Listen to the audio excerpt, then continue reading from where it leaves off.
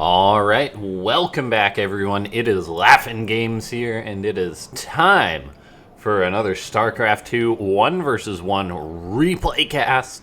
I always enjoy doing these commentaries as Starcraft 2 is pretty darn awesome, so it's just as good every single time. Starcraft is amazing, that's a simple fact.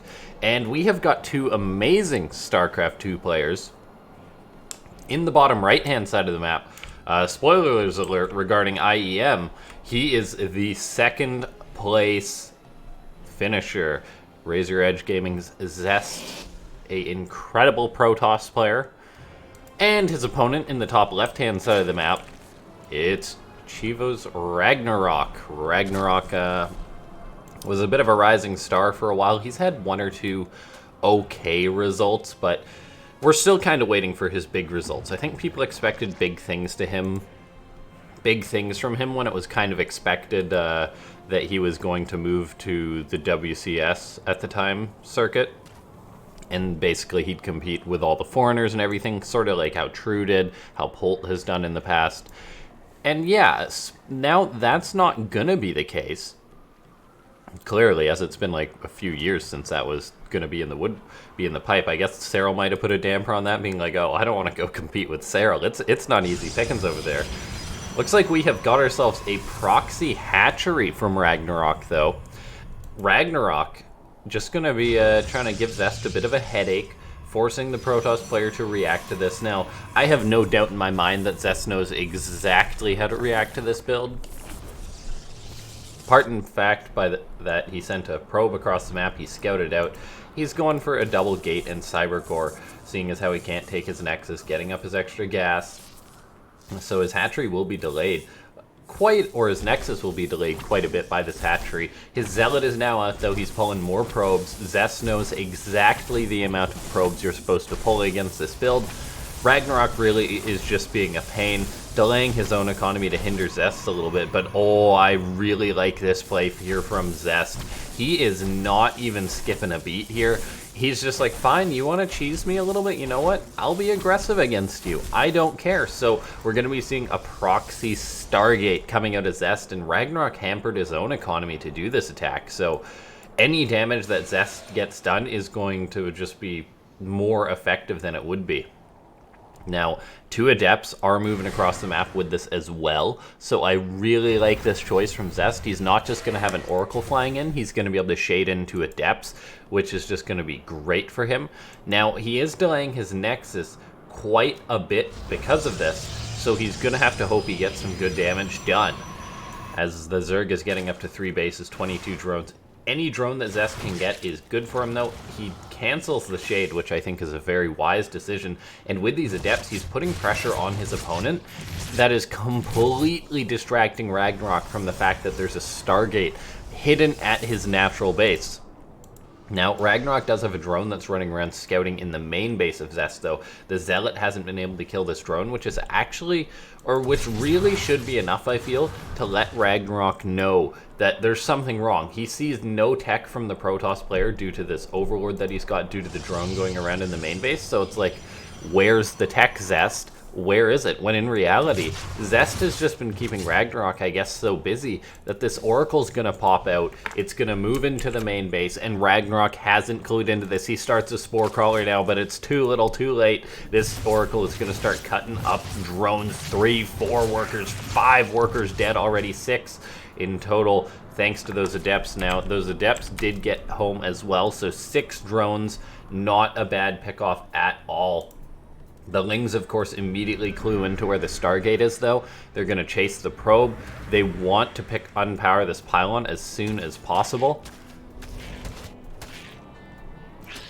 Zest will get out one more Oracle, though. The Ling's not going to unpower this Stargate, so that is good for Zest that he's getting that out. He got the 6 drones, which I think was enough damage for him. He's on 2 bases. The ZERG is getting up to 3 bases. I mean, it's okay damage. Like 8 or 9 would have been just great.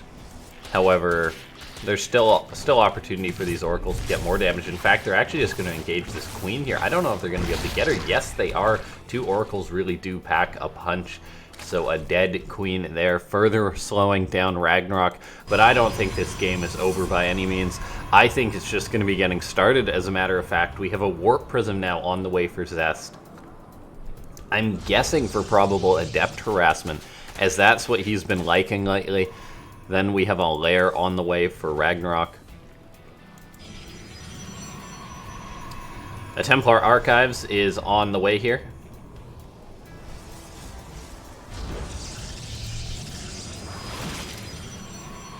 Oracles for Zest. Getting a couple more drones here and there, nicely done. Slowing down the growth of the ZERG is very important. And we will be seeing Zest take a 3rd base here. Now, there is potential for RagnaroK to get quite aggressive versus Zest, as he's going to be around 50 drones, he's going to have a Roach Warren, have a lair done soon, so there's a chance we could see a Nidus or just Roach speed and a big frontal attack. As he knows that Zest hasn't gone for some perfect build. This has been a bit of a scrappier game. Double Archons are on the way though for Zest, as this wasn't Adepts, this was indeed Archons that are going to be getting dropped here, and Zest does have pretty darn good micro when it comes to this, so RagnaroK's going to have to respond. Respond properly here. The queen is actually just going to die. Oh, she's still alive, just barely. If Zest can get on top of these drones, that would be great, as they're actually kind of by themselves. So I would like to see Zest pursue this queen and pursue these drones, as they're just hiding in a corner. Oh no, oh no, no, no, no. Could be big shots on the drones. 3 drones go down. If there was one more shot, the damage would be massive. The queen also dies though, so 4 drones in all. The Oracle actually getting drones in transfer. Zest is having great success here, denying RagnaroK's mining at the 3rd base now, just trading out with these Archons. These 4 Roaches aren't going to be enough to stop these Archons. Archons are super strong units, so 2 Roaches going to go down, 3 Roaches in all, just trying to stop these Archons. Zest just showing incredible micro here with this Prism. The call to move in with the Oracles and get the transferring drones was a great one. And he's also kept the 2 Oracles alive, so I was a bit curious as how this was going to play out for Zest, whether he'd be vulnerable or anything. However, with this Prism micro, I think he's really slowed RagnaroK down a bit. The Oracles in the sky are also a great tool to prevent counterattack. If Zest loses these Oracles, it's a completely different game, I feel. However, he's done a great job microing it because he's Zest. He's one of the most experienced players when it comes to this. Archon's unloading in the main base, going to get a creep tumor. Just a little thing here and there. Now, the concerning part for Zest is what he's going to have to deal with in the near future, which is most likely going to be, I don't even get a chance to say it before they get fired up, Swarmhost Nidus. Swarmhost are just, they're such an odd unit that at times it seems like they just destroy Protosses. At other times, Protoss players can shrug it off, seemingly. So we'll see what Zest is going to do, and Zest doesn't really want to deal with Swarmhost here, so he's actually going to defend by attacking here. The old classic, prevent your enemy from attacking you by attacking them first, basically sweeping their feet out from underneath them. Now we see Zest, he's got an Immortal, he's got a couple of Archons here, 2 more should be joining up behind this, another Immortal as well. Charge is just finished up, he's going to be able to warp in more and more Zealots. Now, there is indeed a Nidus that's going to be going up outside the 4th base, or the 4th base location for Zest, so he could potentially take some damage here if this wave gets off. I think this is just going to entice Zest to attack on in, most likely, and I think it very well, as you hear that Nidus and you're like, oh man, I just got to deal with this. These Locusts are going to head right to the natural base of Zest. I think the Oracle should be here to help deal with this. The Probes are running. The Locusts are going to set their sights on the Nexus. I believe the Oracles maybe could have saved this Nexus, but that is not the case. Zest is just going in for a big attack here. Force field's getting used up. The 3rd base is under fire. Is there enough energy for Zest to toss down another round of force fields? If there is, I think he can easily grab this 3rd base. But as far as keeping this push going, I'm not too sure. The Archons are doing a good job tanking The Roach Ravager, though, tossing down corrosive balls. The Prism gets hit. It nearly goes down, which would have been disastrous for Zest. He needs to keep that Prism alive. He needs to pull it back. RagnaroK, if he could have focused it down, he would have prevented this warping, but he hasn't been able to, and Zest is just going to keep pushing on in here. The Prism needs to get out of dodge. It does avoid those biles once more. Great micro from Zest, showing immaculate control here. However, it is inevitable that his units are going to start dying. He has to pull back away from those roaches. The third base of RagnaroK was essentially just forfeit, but the drones can return to mine. The fourth base was indeed killed off. Zest might actually just want to keep this going. Like, he does not want to have to deal with more and more waves of Locust. I believe he even killed some of the Swarm Host. It looks like he killed 3 of the Swarm Hosts, so that will reduce their damage. Zest actually wants to get the Nidus. If he gets the Nidus, that would be a huge pick-off. The Nidus or the third base. If he can get either, he will be looking pretty darn good. But oh, take a look at this. The Locusts, they're going to head towards the main base. They're going to set their sights on the Nexus, and there is, of course, still enough Locusts to kill this Nexus. They are just base snipers with how much damage they do. So Zest knocked down to 2 bases. He's not able to warp in all the units he wants to. He does get one of the Swarm Hosts by surprise, so that's a good move there. He's got the Immortals in the Prism. He's still juggling those as well as he can. However, I think Zest is a little bit on the back foot here. 80 supply to 160. RagnaroK has had pretty decent production this entire game, even if it's not been great, whereas Zest has just straight up been hampered by losing his main, losing his natural. He's now getting up to a Dark Shrine, which could potentially bring this game back for him. I don't believe there's a Spore Crawler at the third base, and we actually see Zest. He's just going for a big old attack towards the natural. RagnaroK was out on the map going for a move out. However, he has not been in position to deal with this attack. His whole army is not here. These Immortals are slaughtering the Roaches while the Zealots buffer. The fact that this Prism is still alive for Zest means he can do another warp, and he can keep juggling these Immortals and take a pretty net positive trade, I'd say. Now, the rest of the army is still going to come back, though, and this is going to eventually force Zest to retreat. The Zealots can try and get what they can in the main base, but oh, here goes a wave of Locust hitting the third base. DTs have been warped in by Zest to help deal with these Locusts. It looks like they will be able to save the mining at Zest's most critical base here. The Immortals all the while being juggled by Zest. So he's staying in this game. The longer this goes on, the better I feel it is for Zest, because RagnaroK's economy will eventually taper out, and it's Zest who has the efficiency with these Prisms, with these Immortals. If Zest could get this fourth base, that would be great for him. RagnaroK needs to defend that by all means. The DTs actually snipe that Nidus Worm, and there's actually 6 DTs there, so that could potentially be 3 Archons. The fourth base does indeed get cancelled. We're even seeing Blink on the way for Zest now, which is quite interesting.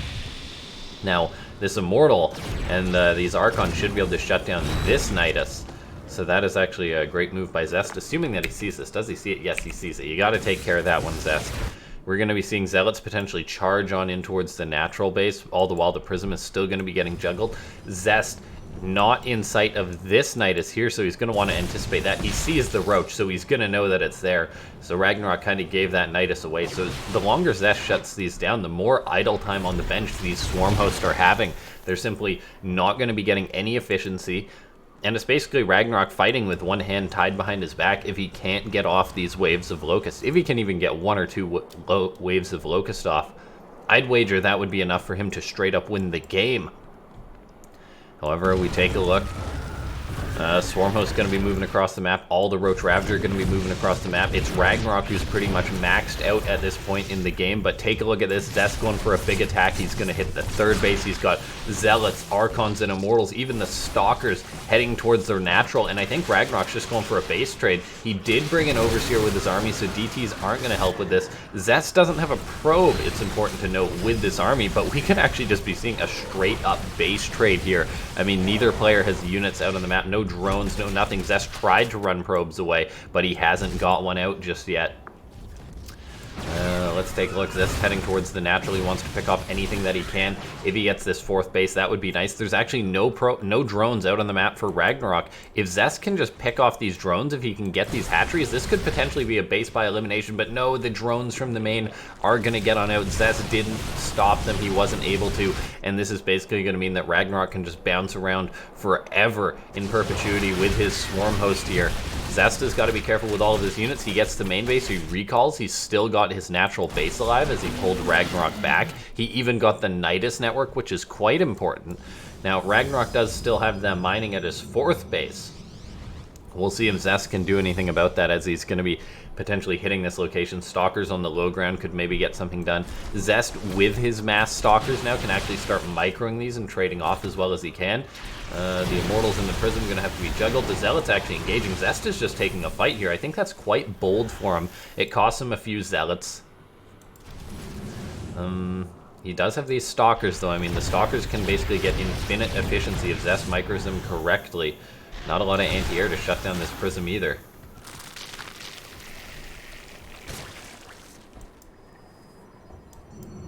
Zest warping in more Stalkers, I honestly think that's the right decision for him, as it's pretty much just this army here. He's just going to have to outsmart RagnaroK somehow by hitting in multiple locations like he's been doing this entire game, and just somehow seizing a victory, stopping the army. It's going to be a tall order for Zest. I think he simply is going to need some big pickoffs, before, like whether it be sniping more bases or something like that, before he can even consider engaging the army.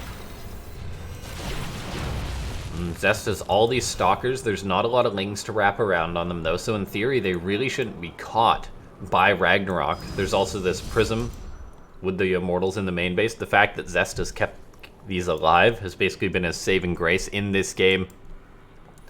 The Stalkers pick off a Roach. They're actually just going to charge towards the natural base. Looks like they can pick off a few units here. They're probably going to be able to get the Lair, which will be nice. The Immortals are also here in the Prism to aid when possible.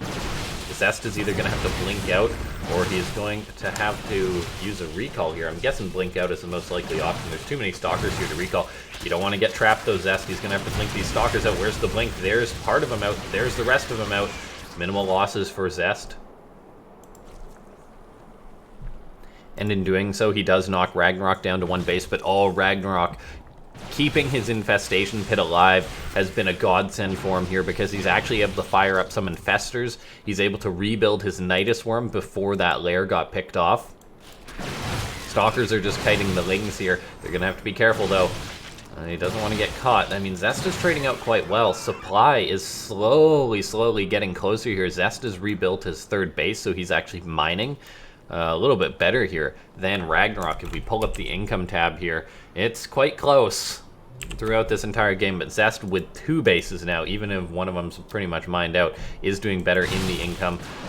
He's going to have to deal with the infestors, though, which is going to be a little bit risky. They don't have the energy for fungal growth yet, but if Zest gets caught by these, that could simply just be lights out for him if the Stalkers can't blink away or something like that. And then the Ravagers blanket with corrosive bile. Zest, unfortunately for him, he lost his Stargate. Otherwise, I'd say make an Oracle or something to help himself out. Stalkers for Zest, they find this Nidus Worm that RagnaroK is dumping his precious money into. So as long as Zest keeps that up, he should be safer. But for now, he's got to be careful. Zest wants to try and pick off any Ravager that he can, any irreplaceable unit. These Immortals going to unload in the Prism at the 4th base, going to start getting these critical drones of RagnaroK. He's down into 16 here as these Immortals are trading out. Zest needs to lift those Immortals up. He can't afford to lose them. Lifts them up, all the while the Stalkers are skirmishing on the front here with the Ravagers. Zest does see the Infestors there, but look at this. This is going to be a huge surround from Zest. He's got the Stalkers on the one side. He's got the Zealots and the Archons coming down from the south. This is going to be a total surround here by Zest, getting on top of RagnaroK, and RagnaroK actually just taps on out a Masterclass PVZ by Zest. What a match there. Gosh, what an incredible match. Zest, I mean, look at that, just beautiful surround. He baited RagnaroK out. He fought without his Swarm Host. Zest dragged the game on long enough that he was able to basically just eventually overcome RagnaroK. Like, Zest, he had better mining. He was not harassed. While he lost bases earlier on, he wasn't being harassed that. Whereas the factor that RagnaroK, just of having to pull drones, of losing drones, of just that, like, Zest was just simply in a much better spot. And then, I mean, RagnaroK, he had good units, but he fought without a good portion of his supply. These Swarm Hosts, they were not there to help on out. And I do need to point out that Zest picking off the Swarm host, picking off the Nidus networks, was just so important for him, because I said earlier, before this cast really got rolling, I mentioned that PROTOSS sometimes they just straight up die to Swarm host, like it snowballs against them. Other times they shrug it off and they manage to defend. If Zest had even let like a single Nidus work get off, like, and RagnaroK had a period which he could afford to send them through and say snipe another one of these bases, Zest would have just been done. It would have been lights out for Zest, but nope. Great PvZ by Zest. I mean, RagnaroK played a good ZVP too. I loved the choice to go for Infestors, but seeing as how he basically just got surrounded, took the worst possible engagement at the end there, he didn't really benefit from them. And so, yeah, great game. Ladies and gentlemen, if you enjoyed this commentary, I see 12 Zerglings in the production tab, so let's try and hit 12 likes on this video. If you're new to the channel, subscribe and make sure you press that bell icon down by the subscribe button, even if you're already subscribed, as lets you get notified whenever I actually put up a new video, which is pretty consistently these days. And then thanks to the 3 of you who support the channel via the memberships. You know who you are. And join the Discord if you haven't already. You can submit your viewer replays there if you like. I'll see you next time. This has been LaughNgamez.